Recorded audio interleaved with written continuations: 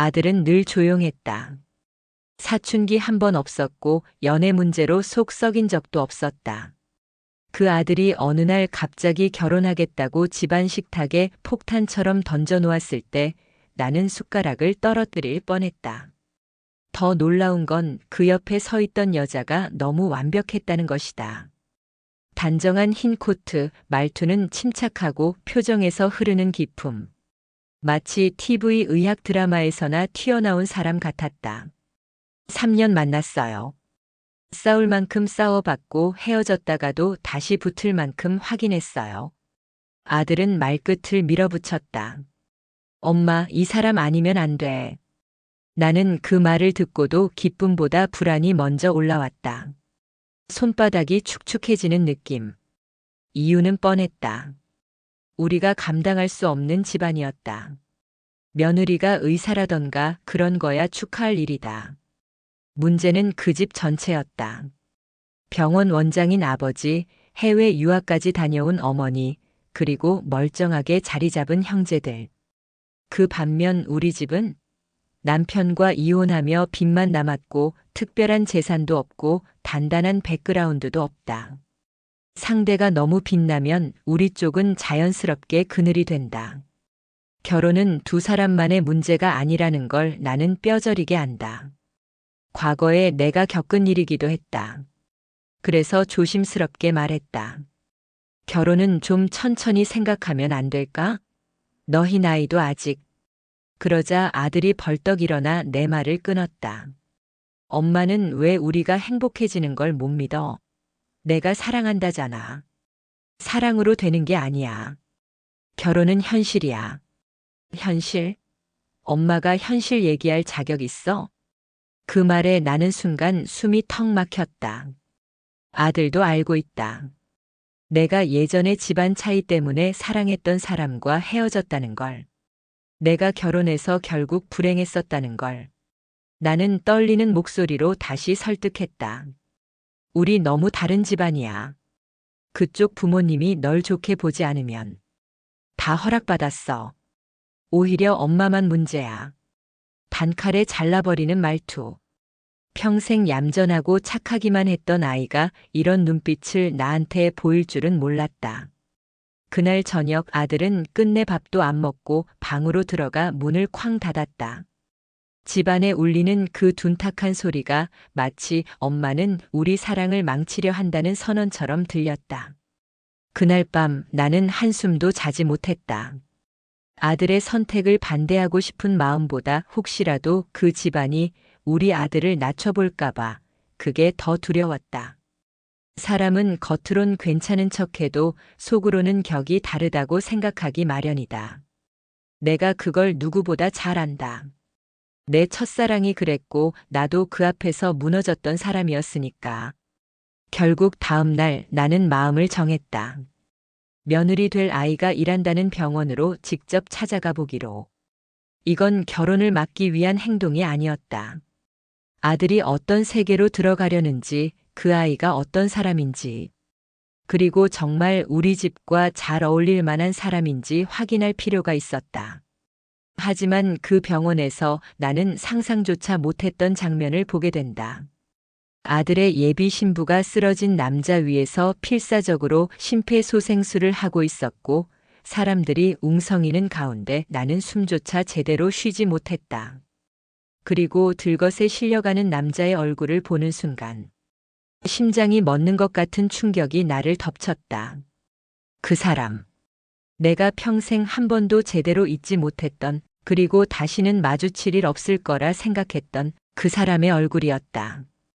병원 로비는 평일 오전답게 적당히 붐비고 있었다. 나는 낯선 공간에 위축된 채 안내판을 2번, 3번이나 훑어보았다. 내가 여기까지 와서 뭘 하겠다는 거지. 스스로도 확신이 없었다. 다만 아들이 결혼하겠다는 여자가 어떤 사람인지, 그 아이가 정말 우리 아들을 사랑하는지, 아니면 그냥 결혼 자체가 쉬운 집안이라서 그렇게 당당한 건지. 확인하지 않으면 한 발도 못 나갈 것 같았다. 그러다 누군가 내 이름을 부르는 듯한 목소리가 들렸다. 어머님? 고개를 돌리니 예비 며느리가 하얀 가운을 걸친 채 로비를 건너오고 있었다. 순간 심장이 쿵 하고 내려앉았다. 어쩐지 또렷하고 반듯한 눈빛이 사람을 압도했다. 나는 얼떨결에 괜한 사이를 꾸며냈다. 여기서 볼 사람이 있어서. 거짓말이라는 걸 본인도 알고 있었지만 더 정확히는 내가 스스로에게조차 인정하기 싫었던 감정이었다. 내가 내 아들을 데려간다니 그게 쉬운 줄 아니? 질투인지 두려움인지 아니면 오래된 열등감인지 구분도 되지 않았다. 예비 며느리가 뭔가 더 물으려는 찰나. 사람 쓰러졌어요. 누가 좀 도와주세요. 로비 전체가 들썩였다. 잠을 깨우는 번개처럼 그녀는 말이 끝나기도 전에 이미 달려가고 있었다. 나는 놀라서 그 뒤를 따라갔다. 사람들 사이로 겨우 몸을 밀어넣고 보니 한 중년 남성이 바닥에 쓰러져 있었다. 눈은 뒤집혀 있고 호흡은 거의 느껴지지 않았다. 비켜주세요. 의사입니다. 그녀의 목소리는 단단했고 두려움 따윈 보이지 않았다. 바로 무릎을 꿇고 환자 가슴 위에 손을 포겠다. 철컥. 숨을 들이마시고 리듬감 있게 압박을 시작했다. 그 힘은 작지 않았다. 가냘픈 체구로 보기엔 너무 단단했고 손바닥으로 내려오는 압박은 마치 생명을 끌어올리기라도 하듯 절박했다. 1, 2, 3 더 강하게. 응급 카트 어디 있어요? 로비 전체가 숨을 삼키며 그 모습을 지켜보고 있었다. 나는 그 중심에 휘말려 들어간 느낌이었다. 도리어 내가 숨을 못 쉬는 것 같았다. 그리고 그때 들것이 도착하기 직전 쓰러진 남자의 쇠락한 눈동자가 아주 조금 떠올랐다. 깊은 어둠 속에서 잠깐 비치는 빛처럼. 그 순간 내 심장까지 멈춰버리는 듯 했다. 뭔가 너무 익숙했다. 그 눈빛이. 하지만 정신이 흐려진 탓인지 나는 곧바로 떠올리지 못했다. 수십 년의 시간이 사람 얼굴에서 많은 걸 지워버리니까. 의료진이 환자를 들것에 싣고 이동하자 예비 며느리는 잠시 주저앉을 듯 몸을 굽혔다가 나를 발견하고 천천히 내 쪽으로 걸어왔다. 얼굴은 긴박함을 견뎠던 사람답게 약간 창백했다. 나는 일단 그녀가 얼마나 놀랐을지를 먼저 떠올렸다. 아무 말 없이 손수건을 건네려던 순간 그녀가 갑자기 내 손목을 꽉 붙잡았다. 어머님 방금 그분 모르시는 분 아니죠? 그녀의 얼굴엔 분명 직감이 있었다. 나는 순간 폐 속 공기가 사라지는 것 같았다. 응? 누구? 애써 모른 척했지만 그녀는 내 떨리는 동공을 놓치지 않았다. 의사는 작은 변화도 알아차리는 법이다. 저 남자분 어머님 아는 분 맞죠? 나는 고개를 돌려 들것이 사라진 쪽을 바라보았다. 그 남자의 축 늘어진 팔 힘없이 흔들리는 손끝. 수십 년 전 내가 끝내 잡지 못했던 그 손이었다. 아니다. 말도 안 된다. 그럴 리가. 그렇게 스스로를 다그치는데 어딘가 깊은 곳에서 오래 잠들어 있던 기억들이 마구 쏟아져 나오기 시작했다. 불쑥불쑥 쏟아져 나와 내 머리를 때렸다. 그 사람, 왜 여기에? 나는 숨을 크게 들이마셨지만 폐가 꽉 막힌 듯한 느낌만 더해졌다. 그때 예비 며느리가 다시 내게 말했다. 어머님 잠깐만 진정하시고 검사 들어가면 상태 금방 확인될 거예요. 하지만 그녀는 잠시 말을 멈췄다. 어머님이 직접 보셔야 할 것 같아요. 그녀의 눈빛에는 확신이 있었다. 내가 알고 있는 그 남자라는 확신. 아니면 적어도 나와 관련이 있다는 확신.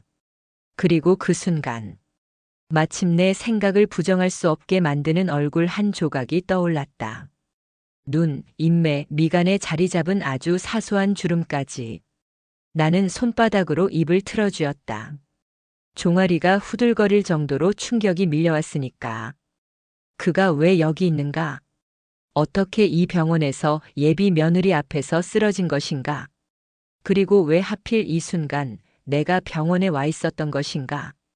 우연이라고 하기엔 너무 정교했다. 마치 누군가 오래된 서랍 속에 담아둔 내 과거를 억지로 끄집어낸 듯 거친 손으로 내 삶을 뒤흔드는 느낌이었다. 예비 며느리가 내 어깨에 손을 올리며 말했다. 어머님, 지금 들어가면 아마 더 놀라실 수도 있어요. 나는 그 말의 의미를 곧 이해하게 된다. 내가 평생 가슴 한켠에만 묻어두고 다시 마주하지 않으리라 다짐했던 사람. 사랑했지만 잃었고 결국 서로의 인생에서 지워야 했던 사람. 그 남자가 아들의 결혼을 앞둔 바로 이 순간 내 눈앞에서 다시 쓰러져 있었다. 그리고 나는 이제 과거와 현재가 충돌하는 그 문 앞에 서 있었다. 병원 복도를 걸어가면서도 내 심장은 제멋대로 박동했다. 정신을 차리려 해도 과거의 그림자들이 계속 밀려왔다. 수십 년 묻어두었다고 생각한 기억들이 마치 고장난 프로젝터처럼 내 눈앞에서 깜빡이며 재생되기 시작했다. 지금 이 상황은 분명히 현실인데 나는 마치 너무 선명한 악몽 속을 걷는 것 같았다. 예비 며느리가 조심스레 말했다. 어머님, 일단 의자에 앉아서 잠깐 숨 고르세요. 그러나 나는 앉을 수도 없었다. 다리에 힘이 풀린다는 것은 몸이 힘들다는 문제가 아니라 마음이 완전히 무너졌다는 신호였다. 문득 떠오른 첫 장면은 공장 냄새가 났던 오래된 회사의 복도였다. 그때의 나는 20대 중반, 뭐든 힘으로 부딪히고 어떻게든 해낼 수 있다고 믿던 날카로운 여자였다. 그리고 그 복도 끝에서 처음으로 한 대리가 나를 불렀던 기억. 오성경 씨. 그 목소리는 항상 조용했고 크게 부르지 않아도 이상하게 나를 멈추게 했다. 그 시절 나는 누구에게도 기대지 않기 위해 더 단단한 얼굴을 하고 살았는데 그 사람 앞에서는 마음 어딘가가 부드러워졌다. 회사에서의 첫 인연. 처음부터 그가 나에게 다정했던 건 아니다. 오히려 그는 너무 조용했고 주도권을 잡아야 할 대리가 오히려 나한테 묻는 일이 많았다. 성경 씨, 그쪽이 판단하는 게 더 정확할 것 같아요. 성경 씨가 하고 싶은 방향으로 진행하세요. 그 말들이 나를 이상하게 흔들었다. 경험도 나보다 많고 나이도 많고 집안도 훨씬 좋은 사람이 왜 나에게 판단을 맡기는 걸까? 왜 나를 믿는 걸까? 그 믿음이 달콤해서 무섭고 달콤해서 나는 더 열심히 일하게 됐다. 하지만 그 달콤함도 오래가지 않았다. 우리는 처음부터 서로 다른 세계에 살고 있었기 때문이다. 집안의 벽. 내 부모는 가진 것이라곤 성실함과 고단함 뿐이었다. 반면 그의 집은 오래된 회사 경영자 집안. 딱 봐도 모든 면에서 나보다, 우리 집보다 삶 전체가 위에 있는 사람들이었다. 그의 어머니는 처음부터 나를 보지도 않았다. 대면을 피할 때조차도 그 차가운 기류는 온몸으로 느껴졌다. 아버지는 배관공, 어머니는 좌판에서 양말 파신다면서. 그런 집안에서 어떻게 우리 집과 잠깐 만나고 그만두면 되는 인연이지 결혼은 절대 안 돼. 그 말을 들었던 날 나는 한순간도 숨이 편히 쉬어지지 않았다. 그 집의 문을 나서기도 전에 이미 심장이 무너져 있었기 때문이다. 그의 선택, 나의 선택. 그럼에도 그는 포기하지 않았다. 오히려 더 강하게 나를 붙잡았다. 집안 중요하지 않아. 나는 성경 너랑 결혼하고 싶어. 난 내가 행복하게 사는 모습을 보고 싶은 사람이지 부모님 기대 채우는 사람 아니야. 그 말들은 나를 울렸고 희망을 주었고 동시에 잔인했다. 사랑이 아무리 뜨거워도 현실이라는 벽은 몸으로 들이받으면 갈비뼈만 부러진다는 걸 나는 그때 이미 한 번 경험했었기 때문이다. 그리고 실제로 우리는 갈비뼈가 아니라 마음이 부러졌다. 회사에서 나는 권고사직처럼 밀려났고 그는 집에서 천륜이 끊길 위기까지 갔다. 모든 화살이 나에게 향했고 모든 부담이 그의 어깨를 짓눌렀다. 나는 결국 결정을 내렸다. 그의 사랑이 아름다울수록 그가 감당해야 할 고통이 더 커졌다. 그래서 나는 말했다. 우리 여기까지만 하자. 성경아, 나 너 없이 못 산다. 살아. 살아야 해. 너도 나도. 그렇게 우리는 끝났다. 누구의 잘못도 아니었지만 누구도 상처 없이 빠져나오지 못한 결말. 다시 현실로. 그 기억 속을 걷다 정신을 차려보니 예비 며느리가 나를 바라보고 있었다. 표정이 살짝 굳어 있었다. 내 얼굴이 얼마나 창백했으면 그녀가 이 정도로 걱정했을까. 어머님 지금 들어가시면 더 놀라실 수도 있어요. 나는 겨우 고개를 끄덕이며 물었다. 그 사람 상태는 괜찮니? 의식은 돌아왔어요. 그런데 그녀는 조심스레 말을 골랐다. 아마 어머님이 직접 보시면 많은 이야기가 떠오르실 것 같아요. 그 말은 정확했다. 병실 문 앞에 서는 순간 나는 다시 20대였다. 사랑을 믿었고 그 때문에 무너졌고 그래서 끝내 도망쳤던 한 사람 앞에 서 있는 그때 그 감정. 문틈으로 보이는 그의 얼굴. 산소줄을 꽂은 채 누워있지만 분명히 한대리였다. 내 청춘의 시작과 끝을 함께했던 남자. 숨을 크게 들이마셨지만 기도는 더 좁아졌다. 시간이 멈춘 듯 했다. 아니, 시간은 흘렀지만 지금 이 순간만큼은 과거와 현재가 한 직선 위로 겹쳐져 버린 느낌이었다. 예비 며느리가 내 옆에서 작게 속삭였다. 어머님, 저분 그냥 환자가 아니에요. 나는 그녀를 바라봤다. 그녀는 확신에 찬 목소리로 말했다. 저분 제 아버지의 가장 친한 친구세요. 그 말은 이미 벼락 맞은 내 마음에 또 한 번 천둥을 울렸다. 세상은 정말 내가 감당할 수 없을 만큼 잔인하게 인연을 엮어놓고 있었다. 그리고 나는 직감했다. 이건 단순한 우연이 아니라 오래 닫아두었던 서랍이 다시 열리기 시작한 순간이라는 걸. 병실에서 나온 뒤 나는 겨우겨우 다리가 풀리지 않도록 벽을 짚었다. 폐 깊은 곳까지 차오르던 기억의 파도는 잠시 잦아든 듯 했지만 그 여파는 심장을 짓누르고 있었다. 그러나 그 순간에도 머릿속은 더 잔혹한 현실을 끄집어내기 시작했다. 내가 그 사람과 헤어진 뒤의 살. 내가 선택해야 했던 결혼. 그리고 그 결혼이 어떻게 천천히 그러나 확실히 무너졌는지. 사랑이라 부르기엔 너무 건조했던 결혼. 한대리와의 이별 이후 나는 대구로 내려갔다. 도망치듯. 쓰러진 벽을 뒤로 하고 아무 상관도 없는 도시에 가면 모든 게 조금 쉬울 것 같았다. 하지만 현실은 냉정했고 삶은 늘 그렇듯 나에게 시간을 주지 않았다. 가족들은 내가 결혼하길 원했다. 스스로 선택한 사랑이 아닌 조건이 비슷한 사람과 안정적인 결혼. 그 사람은 무난했고 성실했고 크게 문제를 일으키진 않았다. 하지만 이상하게도 나는 결혼식장에 서 있는 순간에도 전체 풍경이 남의 일처럼 느껴졌다. 내가 주인공이 아니었다. 누구에게 끌려가는 느낌. 마치 누군가 써둔 대본에 억지로 등장하는 조연처럼. 그럼에도 결혼을 선택한 이유는 단 하나였다. 더 이상 흔들리고 싶지 않았으니까. 사랑이라는 허상에 기대고 싶지 않았고 현실의 울타리가 필요했다. 그 울타리가 나와 아이들을 지켜줄 것이라 믿었다. 그러나 그것도 오래가지 않았다. 무너지는 가정, 그리고 남편의 폭주. 남편은 성실했지만 책임감이 깊은 사람은 아니었다. 작은 실수들이 쌓이면 집안 살림이 흔들리고 나는 그 빈틈을 메우느라 하루하루 숨이 막혔다. 그러던 어느 날 남편이 떨리는 목소리로 말했다. 나 주식 좀 했어. 그 말이 무슨 의미인지 나는 이미 알고 있었다. 집은 담보로 잡혀 있었고 통장은 텅 비었으며 빚은 이름 모를 곳에서 바람처럼 밀려왔다. 집이 넘어갔다고. 내 목소리는 찢어질 듯 했다.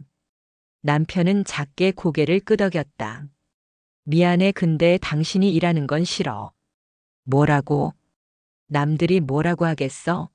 남편이 무능해서 마누라까지 일한다고 나체면 깎이는 건 못 참아. 나는 그 말을 듣고 피식 웃음이 났다. 비웃음도 울음도 아닌 그 어떤 감정도 섞이지 않은 텅 빈 웃음. 체면? 지금 우리한테 체면이 어딨어. 그래도 당신이 밖에 나가 일하면 난 진짜 아무것도 아니게 되잖아. 이미 아무것도 아니야. 그 말은 의도한 것이 아니었지만 내가 그동안 억눌렀던 무언가가 터진 순간이었다. 그리고 그날 밤 나는 결심했다. 이 사람과는 더는 살 수 없다. 더는 내 삶을 질질 끌려갈 수 없었다. 이혼을 둘러싼 폭력적인 몰락. 이혼 이야기를 꺼내자 남편은 처음엔 비웃었다. 그러더니 어느 순간 얼굴이 붉어지고 목소리가 높아졌다. 너 혹시 남자 생겼냐? 미쳤어? 그런 사람 없어. 그 돼지다방에서 봤어. 그 남자랑. 순간 머릿속이 하얘졌다. 그가 말하는 그 남자는 기업 면접 대기실에서 우연히 마주쳤던 한대리였다. 17년 만에 전혀 예상치 못한 순간에 다시 본 그 사람. 그는 나를 보고 놀라 따로 커피 한 잔을 제안했다. 긴 얘기도 없었다. 서로의 근황을 물었고 서로의 결혼 생활에 대해 짧게만 언급했다. 그리고 바로 헤어졌다. 정말 그게 전부였다. 그러나 남편의 주장은 달랐다. 그래서 이혼하겠다는 거야? 그 남자랑 이어지려고? 제발 그만해. 왜? 찔려? 그의 손이 내 팔목을 거칠게 잡았다. 나는 바로 손을 뿌리쳤지만 이미 늦어 있었다. 바닥에 떨어진 물컵, 집어삼킨 공포, 그리고 경찰차의 사이렌 소리. 이혼은 순순히 끝나지 않았다. 남편은 끝까지 나를 바람난 여자라고 몰아세웠고 나는 내 결백을 증명하기 위해 그 사람 한 대리에게 연락을 해야 했다. 평생 다시는 연락하지 않으려 했던 사람에게 아무 말도 할 수 없을 만큼 부끄러웠다. 그런 나에게 그는 단 한마디만 말했다. 걱정하지 마. 내가 도울게. 그 말 한마디가 더 잔인했다. 17년이 지나도 그는 여전히 나를 도와주려 했으니까. 다시 마주친 순간 감정의 균열. 성경아, 그래도 잘 지내. 그래. 오빠도 잘 살아. 우리는 그 마지막 인사를 끝으로 서로의 삶에서 완전히 사라졌다. 그 뒤로 나는 아이들 키우며 생계를 위해 죽기 살기로 일했고 연애도 재혼도 없었다. 사람을 믿는 법을 잃어버렸고 사랑이라는 단어는 아예 사전에서 지워버렸다. 그래서 오늘 병원에서 그를 보았을 때 가슴이 그렇게 무너질 줄은 몰랐다. 숨이 막히고 손끝이 떨리고 아무 말도 할 수 없었다. 그는 내 과거였고 내가 버린 선택이었고 다시는 돌아오지 않을 이야기였다. 그런데 그 이야기가 지금 다시 시작되고 있었다. 아들의 결혼이라는 삶의 갈림목 앞에서 내 청춘의 마지막이 병원 침대 위에서 다시 나를 향해 손을 뻗고 있었다. 나는 그 사실을 받아들이기까지 오래 걸리지 않았다. 이건 단순한 재회가 아니었다. 무너진 결혼과 함께 묻어두었던 감정이 다시 꿈틀거리기 시작한 순간이었다. 병실 문이 닫히는 소리가 뒤에서 작게 울렸다. 예비 며느리는 나를 잠시 복도 의자에 앉히고 금방 돌아오겠다고 말한 뒤 사라졌다. 나는 의자 손잡이를 꽉 쥐고 있었다. 손목에 힘줄이 드러날 만큼 세게. 심장이 제멋대로 뛰었고 머릿속은 뒤죽박죽이었다. 지금 병실 안에 누워있는 사람은 내 청춘을 절반쯤 가져가 버린 남자, 내가 먼저 놓았던 남자, 그리고 평생 다시 만나지 않을 거라고 믿으며 살아온 남자였다. 그런데 이런 식으로 다시 만나다니. 이런 악의적인 우연이 세상에 존재할 수 있을까? 문득 병실 문틈으로 그의 희미한 숨소리가 들리는 듯 했다. 과거의 한대리가 아니다. 지금 이 사람은 중년의 남자, 의료기계에 기대어 가까스로 숨을 붙인 채 누워있는 환자였다. 그러나 이상하리만큼 내 기억 속 모습이 더 선명하게 떠올랐다. 전부 잊었다고 생각했는데, 시간이 오래 지나면 잊힌다고 믿었는데, 그는 조금도 지워지지 않았다. 왜 하필 지금 왜 내가 있는 앞에서 입술을 깨물다 보니 피맛이 느껴졌다. 내가 왜 이곳에 있었던가? 왜 하필 오늘, 왜 하필 그 시간에 이 병원에 왔는가? 만약 10분만 늦었어도, 만약 예비 며느리가 조금만 늦게 발견했어도 나는 그의 얼굴을 다시 보지 않았을 것이다. 나는 허공을 바라보며 중얼거렸다. 이게 무슨 뜻이야? 왜 지금 나타난 거야? 누구에게 묻는 말도 대답을 바라는 말도 아니었다. 그러나 오래전부터 마음 한구석에 쌓여있던 질문들이 이제서야 형태를 갖춘 것 같았다.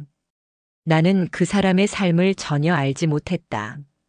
그가 결혼했는지, 자식이 있는지, 행복하게 살았는지, 불행했는지, 나와 헤어진 뒤 어떻게 지냈는지, 그가 나를 얼마나 미워했는지, 아니면 혹시 마음 한구석에라도 남아있었는지, 무엇 하나 알지 못했다. 나는 그와 완전히 끊어냈고 그의 전화번호도 지웠고 그의 흔적을 남길까 두려워 사진조차 남기지 않았다. 그런데 지금 그의 얼굴은 너무 또렷하다. 시간이 사람을 바꿔놓을 줄 알았는데 내 마음만큼은 전혀 바뀌지 않은 듯 했다. 병실 안으로 들어가는 순간 예비 며느리가 돌아왔다. 그녀의 표정은 진지했고 말투는 조심스러웠다. 어머님, 지금 들어가 보시겠어요? 나는 숨을 크게 들이켰다. 내 신경 하나하나가 긴장으로 뻣뻣해지는 느낌. 문손잡이를 잡으려는데 손이 떨렸다. 그 떨림이 너무 심해 잠시 손을 내려야 했다. 괜찮으세요? 예비 며느리의 물음에 나는 고개만 끄덕였다.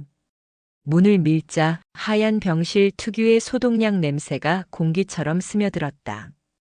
그리고 그곳에 누워있는 그는 정말 언미스테이커블리 그 사람이었다. 얼굴은 수척했지만 미간의 작은 주름, 웃을 때 생기던 깊은 보조개 주변의 형태, 귀 뒤쪽에 있는 작은 흉터까지 내가 사랑했던 그 사람이 맞았다. 마치 오래된 기념사진 속에서 튀어나온 사람처럼 나는 침대 옆으로 다가가며 스스로를 설득하려 했다. 그냥 환자다. 감정 섞지 마라. 지금은 그런 시간이 아니다.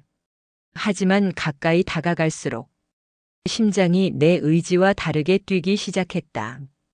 성경 씨? 숨이 터질 듯 했다. 그의 목소리.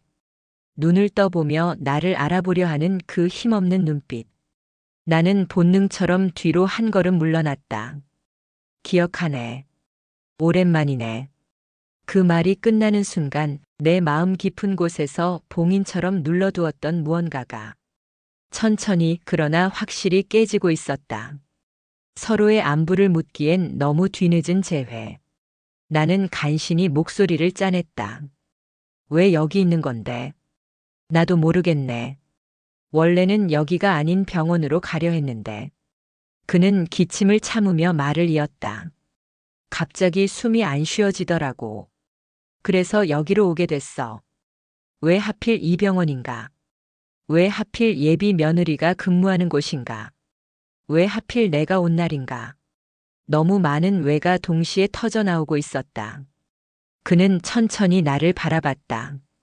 과거의 그 따뜻함이 여전히 남아있는 눈빛으로. 너 잘 지냈어? 그 질문에서 나는 오래전 이별의 날이 떠올랐다. 그가 마지막으로 내게 했던 말. 내가 꿈꿨던 미래. 그리고 가장 깊은 상처. 나는 차갑게 말했다. 지내고 말고가 왜 중요해? 지금 와서 그런 질문을 해서 뭐 하려고? 그는 잠시 눈을 감았다. 그 표정에는 후회와 피로 그리고 오랜 그리움 같은 게 묻어 있었다. 내가 많이 힘들었다는 거 들었어. 나는 순간 멍해졌다. 뭘 들었다고? 너 이혼했다고. 힘들게 살았다고. 숨이 멎는 것 같았다. 이 사람은 내 삶을 알고 있었다. 내가 세상에서 가장 닫아 걸던 부분을. 그는 나를 바라보며 조용히 말했다. 성경아, 나는 너 잊은 적이 없었어. 나는 그 말을 듣고 심장이 쿵 하고 크게 내려앉았다. 17년 동안 단 한 번도 만나지 않았던 사람, 서로의 인생에서 사라진 줄 알았던 사람. 그 사람이 지금 내 앞에서 그렇게 말하고 있었다. 드러나는 충격적인 연결고리. 그리고 바로 그때 문이 열리며 예비 며느리의 아버지, 그러니까 그의 친구가 들어왔다.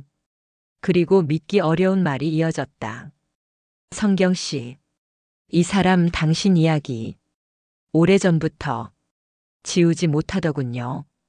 나는 숨조차 쉴 수 없었다. 예비 며느리가 말했다. 어머님 사실. 그녀는 잠시 망설이다가 이어붙였다. 아버지가 예전부터 어머님을 아셨다고 했어요. 시간이 멈춘 듯 했다. 아니, 멈추지 않았다. 그 순간만큼은 내 삶의 전체 조각들이 사정없이 뒤틀리며 새로운 모양으로 재배치되고 있었다. 과거와 현재가 맞물려 소리를 내며 충돌하는 느낌. 내가 가장 감추고 싶었던 과거가 아들의 결혼이라는 현실 앞에서 서서히 드러나기 시작하고 있었다. 병실 공기는 갑자기 무겁게 가라앉았다. 나는 그저 숨 한 줄기 겨우 들이켜며 서 있었다. 예비 며느리의 아버지, 그는 한대리의 오랜 친구라는 사람이었고 지금 내 앞에서 오래전부터 당신 이야기를 들었다고 말했다.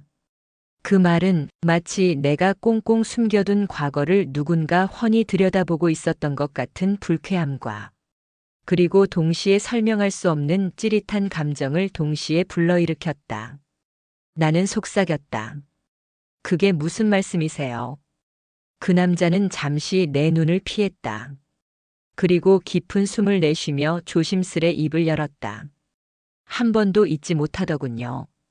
그 사람이 성경 씨를. 나는 심장이 내려앉는 소리를 들은 듯 했다. 심장이란 게 실제로 바닥에 떨어지는 소리가 있다면 딱 이런 느낌일 것이다. 멀리서 울리는 지진음처럼 가슴속에서 낮게 떨리는 진동. 그때 병상에 누운 그가 힘겹게 말했다. 그만해, 얘기하지 말라고 했잖아. 하지만 그의 친구는 고개를 저었다. 이제는 말해야 할 때야. 성경 씨도 당신도. 이제는 숨길 게 아니야. 들키고 싶지 않았던 감정, 그러나 이미 드러난 진실. 내 몸은 움직이지 않았다. 도망치고 싶은데 발이 바닥에 꽉 붙은 느낌. 이 상황을 버티는 것도 도망치는 것도 두려웠다. 그의 친구는 나를 바라보며 말을 이었다. 둘이 그때 왜 그렇게 헤어졌는지, 그 사람이 얼마나 힘들어했는지 나는 알고 있었습니다. 나는 숨을 들이켰다. 그만 말씀하세요.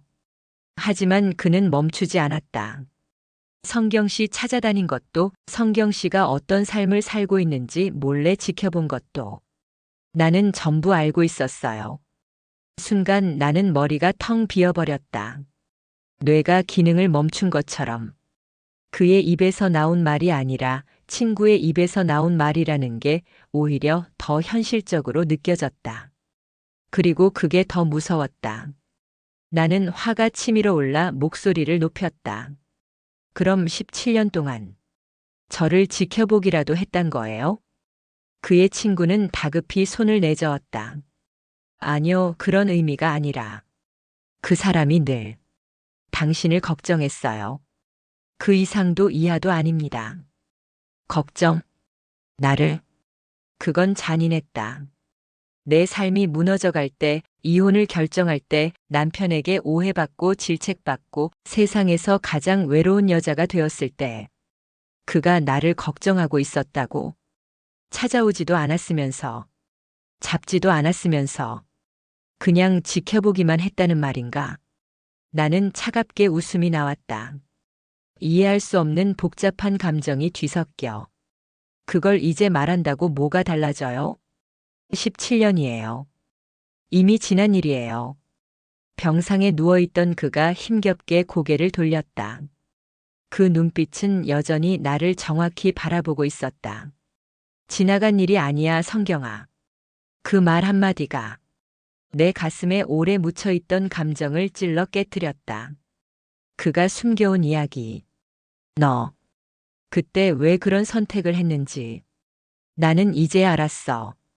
그는 숨을 고르며 말을 이어갔다. 너희 집이 힘들었던 것도, 너 혼자 짐을 다 짊어지고 살던 것도. 그때는 제대로 이해하지 못했어. 내가 널 지키겠다는 말. 그게 너한테는 부담이었다는 것도. 내가 그를 떠났던 이유. 사랑했기 때문이었다. 그를 지켜주고 싶지 않아서가 아니라 그의 인생에서 내가 짐이 되는 게 두려워서였다. 그는 조용히 말했다. 그래서 내가 떠난 이유를 탓할 수가 없었어. 그 말이 너무 따뜻해. 오히려 잔인하게 들렸다. 나는 떨리는 목소리로 물었다. 그럼 왜 나한테 한 번도 연락 안 했던 건데? 그는 잠시 눈을 감았다가 천천히 떴다. 애써. 수없이. 나는 멍하니 그를 바라봤다. 하지만 내가 그랬잖아. 오빠, 나 힘들어서 더는 못 만나. 그 말이 정말 끝이라고 생각했어. 그 말이 귀에 박히는 순간 17년 전에 내가 떠올랐다. 눈물로 범벅된 얼굴, 숨이 막혀 나오던 말, 나 힘들어 더는 못 버텨. 그 말을 하던 내 모습이. 나는 그 말을 그저 헤어지자는 문장이라고 생각했다. 그러나 그에게는 내가 완전히 무너진 신호였던 것 같다. 그는 이어 말했다. 너를 잡으면 더 망가지겠구나. 그 생각이 들었어. 나는 눈을 질끈 감았다. 그 말은 잔인할 만큼 내 의도와 달랐다. 서로 다른 곳에서 같은 고통을 견뎌온 시간. 예비 며느리의 아버지는 조용히 두 사람을 바라보다가 작게 말했다. 둘 다 똑같이 고생했더군. 똑같이 아파하고 살았어. 그 말은 하나도 위로가 되지 않았다. 오히려 더 아렸다. 나는 그에게 물었다. 결혼은 했었어? 행복했어? 그는 아주 천천히 고개를 저었다. 행복하려고 노력은 했지. 근데 한 번도 완전히 웃은 적은 없더라. 그 말은 정말 듣고 싶지 않은 대답이었다. 나는 숨이 막혔다. 나는 내가 정말 잘 살았으면 했어. 그는 아주 미약하게 웃었다. 나도 너한테 그걸 바랐어. 지금도. 이제 와서 주고받는 이 말들이 무슨 의미인가? 지나간 사랑, 지나간 삶, 되돌릴 수 없는 선택들. 그는 마지막으로 조용히 말했다. 성경아, 이렇게라도 다시 봐서 다행이야. 너 살아있는 걸 보니까 그거면 됐다. 나는 아무 말도 할 수 없었다. 가슴 속에서 쏟아져 나오는 감정들이 눈물로 이어질 것 같아서. 그러나 울 수 없었다. 눈물이 떨어지는 순간 내가 17년 전으로 돌아가 버릴 것 같아. 그때 예비 며느리가 조용히 말했다. 어머님, 이제부터는 제가 아버지를 더 도울게요. 나는 고개를 돌렸다. 예비 며느리의 눈빛은 의사로서의 결의와 딸로서의 복잡한 감정이 뒤섞여 있었다. 그리고 나는 깨달았다. 이제 이 관계는 아들의 결혼과도 얽혀 있다는 사실을. 과거는 이미 현재로 침투해 있었고 나는 이제 선택을 해야 했다. 이 감정을 다시 꺼낼 것인가 아니면 또다시 덮어둘 것인가. 그리고 그 선택이 아들의 인생까지 흔들 수 있다는 사실을 나는 누구보다 잘 알고 있었다. 병실 밖 긴 복도를 따라 걸어가며 나는 여전히 숨을 고르지 못하고 있었다. 예비 며느리는 옆에서 천천히 내 보폭에 맞춰 걸었지만 그녀 역시 머릿속이 복잡한 듯 표정이 굳어 있었다. 잠시 뒤 그녀가 조용히 입을 열었다. 어머님, 혹시 아버지와 예전에. 나는 그녀의 말을 끊었다. 그래. 맞아. 아주 옛날에 서로에게 소중했던 사이였어. 그녀가 걸음을 멈췄다. 나는 천천히 그녀를 바라봤다. 그런데 그게 전부야. 그때는 그때고 지금은 지금이야. 그녀는 아주 작은 목소리로 말했다. 그럴 줄 알았어요. 나는 놀랐다. 알았다고? 그녀는 천천히 고개를 끄덕였다. 아버지가 어머님 이름을 말할 때 표정이 달라지거든요. 나는 순간 숨이 턱 막혔다. 그리고 바로 이어지는 말. 근데 진짜 놀랐던 건 어머님이 오늘 병원에 오셨다는 거예요. 마치 무언가가 서로를 여기로 불러낸 것 같아서. 그 말은 단순한 감상이 아니었다. 오랫동안 사람을 지켜보는 의사로서의 직감이자 딸로서 아버지를 바라본 시선이었다. 나는 떨리는 목소리로 말했다. 그런 운명 같은 말. 나한테는 너무 잔인해. 예비 며느리는 고개를 숙였다. 죄송해요. 그런 의도는 아니었어요. 나는 그녀의 손등을 살짝 잡았다. 아니야. 너한테 화내고 싶은 마음 없어. 다만, 지금 내 마음이 너무 흔들려서 그래. 그녀는 내 손을 꼭 잡아주었다. 그 따뜻함이 이상할 만큼 다정했다. 아들과 결혼하려는 예비 며느리에게 나는 처음으로 미묘한 신뢰와 애정을 느꼈다. 아들과의 마주침. 집으로 돌아가기 전에 잠시 복도를 정리하려던 순간 아들이 병원으로 뛰어왔다는 소식이 들렸다. 예비 며느리가 나에게 작은 눈짓을 했다. 어머니, 오빠가 왔어요. 나는 마음이 철렁했다. 이 모든 사실을 아들에게 어떻게 얘기해야 할까? 말할 필요가 있을까? 말하는 순간 아들의 결혼을 흔들어 버릴 수도 있다. 그러나 숨길 수도 없는 것이 현실이었다. 잠시 뒤 아들이 복도를 내달려왔다. 엄마, 여기 있었어? 그의 얼굴은 다급했고 눈은 붉게 충혈되어 있었다. 아마 예비 며느리에게서 대략적 상황만 들었던 모양이었다. 엄마 괜찮아? 무슨 일 있었던 거야? 왜 병원에 있었던 거야? 나는 침착하게 대답하려 애썼지만 목소리가 떨렸다. 아무 일 아니야. 그냥 몸이 조금 안 좋아서 와본 거야. 아들은 당황한 듯 나와 예비 며느리를 번갈아 보았다. 그냥 몸이 안 좋아서라고?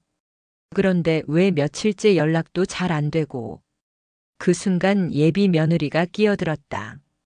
오빠, 어머님 오늘 좀 힘든 일 겪으셨어. 조금만 조용히 들어줘. 아들은 내 손을 잡았다.